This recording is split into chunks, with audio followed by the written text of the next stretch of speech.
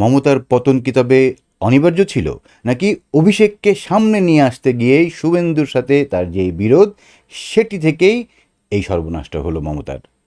শুভেন্দু অধিকারীর এই যে উত্থান, এটি কি পশ্চিমবঙ্গের রাজনীতির জন্য ভালো কিছু বয়ে আনবে, নাকি হিন্দু মুসলিম যেই বিভেদ, যেই রাজনীতির মারপ্যাচ, রাজনীতির খেলায় ধর্মের যে ব্যবহার, সেটিকে আরও উস্কে দেবে? কেন শুভেন্দু মমতার চোখে চোখ রেখে লড়াই করে যাওয়ার এই দুর্দম সাহস অর্জন করলেন, এবং পশ্চিমবঙ্গের এই যে ভোটের ফলাফল সেটা বাংলাদেশের রাজনীতির জন্য কী সিগন্যাল হয়ে আসছে, সে বিষয়ে আলোচনা থাকছে আজকের ভিডিওতে।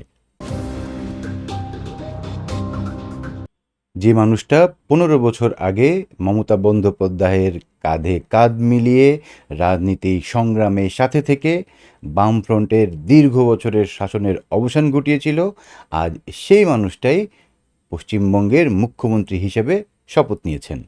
शुभेंदु अधिकारी जी को पश्चिम बंगाल विधानमंडल दल के नेता के रूप में निर्वाचित घोषित करता।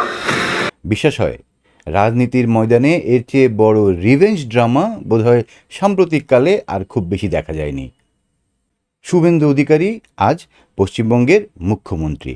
যে ব্রিগেড মমতা বন্দ্যোপাধ্যায় এবং অভিষেককে রাজনীতির নেতা বানিয়েছিল, সেই ব্রিগেডই আজ শুভেন্দু অধিকারীকে মুখ্যমন্ত্রীর পদে আসীন করেছে।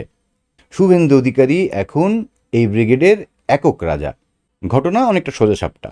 কলকাতার ব্রিগেড ময়দানে মোদি এবং শাহের উপস্থিতিতে শুভেন্দু অধিকারী যখন শপথ নিলেন, সঙ্গে দিলীপ রায় এবং অগ্নিমিত্রের মতো বিগ শটরাও ছিলেন। 294টি আসনের মধ্যে 207টি আসনে জয়লাভ করা একেবারে চারটিখানি কথা নয়, যেখানে 15 বছরের টিএমসি শাসনের একেবারে দফা রফা করে দিয়েছে এবারের বিজেপি। কিন্তু মজার ব্যাপার হচ্ছে, শুভেন্দু কিন্তু মমতাকে এই নিয়ে দুইবার হারিয়েছেন। একবার 2021 সালে নন্দীগ্রামে, এবং এবার খোদ মমতার যেই দুর্গ ভবানীপুর, সেখানে মমতা নামের যেই বাঘিনীকে কেউ চোখে চোখ রেখে সাহস করতো না কথা বলার, সেই মমতাকেই কিনা ঘরছাড়া করলেন শুভেন্দু অধিকারী। এখন আসি আসল কথায়।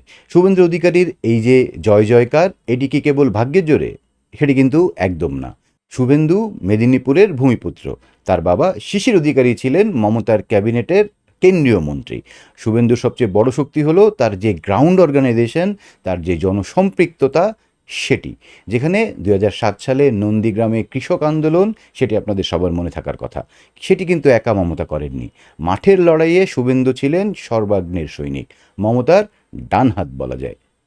কিন্তু মমতা বন্দ্যোপাধ্যায় যখন তার নিজের ভাইপো অভিষেককে প্রমোট করা শুরু করেন, তখনই শুভেন্দু হয়তো বুঝে নিয়েছিলেন যে দলে তার যে অবস্থান সেটি ক্ষয়ে যাওয়া শুরু করেছে, তিনি গুরুত্বহীন হতে চলেছেন অদূর ভবিষ্যতে।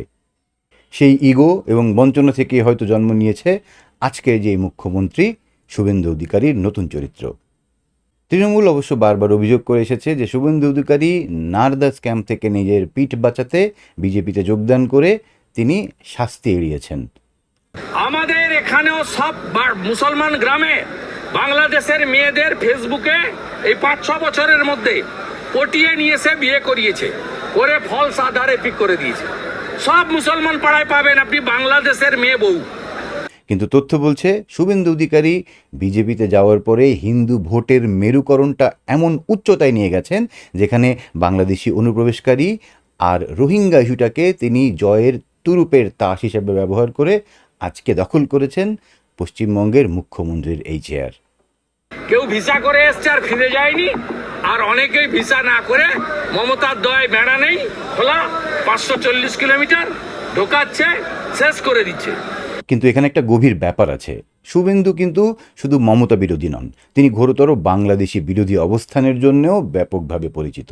তার ভাষণগুলো খেয়াল করলে আপনি দেখবেন তিনি বারে বারে বলেছেন মিনি পাকিস্তান, মুসলিম বিধায়ককে বের করে দেওয়া হবে ইত্যাদি বিতর্কিত নানা মতবাদ তার ভাষণে এসেছে।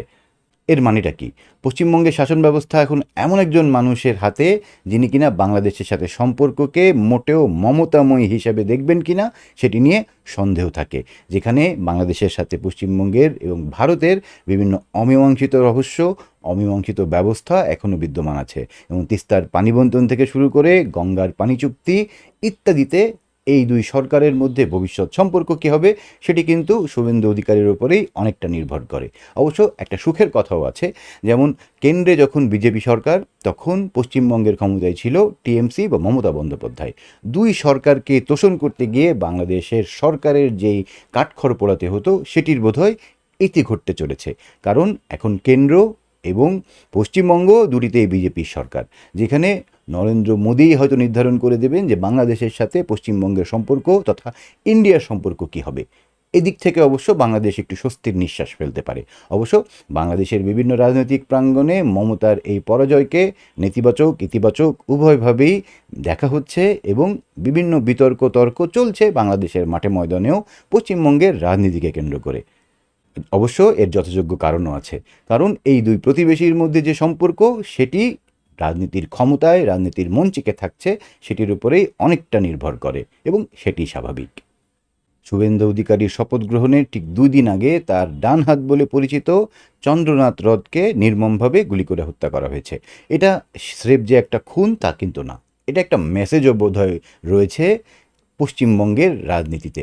পশ্চিমবঙ্গ থেকে টিএমসি হারলেও গ্রাউন্ডে যে তাদের শক্তি, সেখানে যে রক্তের খেলা চলতে পারে, সেটির একটা আভাস বোধহয় এই হত্যাকাণ্ডের মাধ্যমে পশ্চিমবঙ্গের জনগণকে দেওয়া হলো।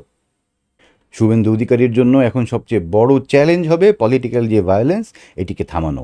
তিনি কি পারবেন একজন মেজাজি নেতা থেকে ঠান্ডা মাথার প্রশাসক হয়ে উঠতে? সেটি হচ্ছে এখন দেখার বিষয়। নাকি রাজনীতির পালা বদলে বাংলা এখন ছারখার হতে চলেছে, সেটিও কিন্তু সময় বলে দেবে।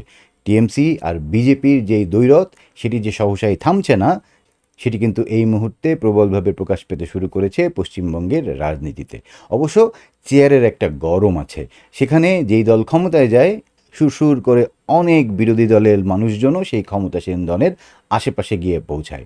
সেটি রাজনীতির উপমহাদেশের যে চরিত্র, সেটি হচ্ছে খুবই স্বাভাবিক।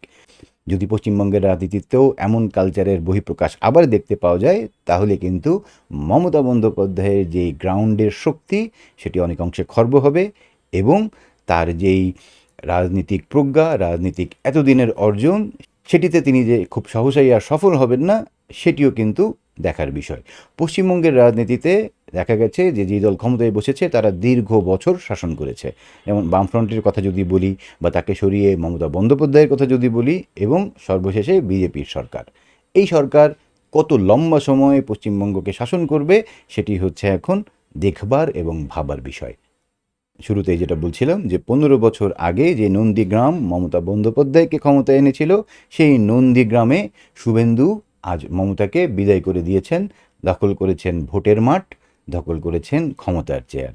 সময় আসলে কারোর জন্য থেমে থাকে না। রাজনীতিতে যে কোনো ভুল বা পালাবদল যে কাউকে হিরো থেকে মুহূর্তেই জিরো করে দিতে পারে। এজন্যই বোধহয় বলে রাজনীতিতে শেষ বলে কিছু নেই।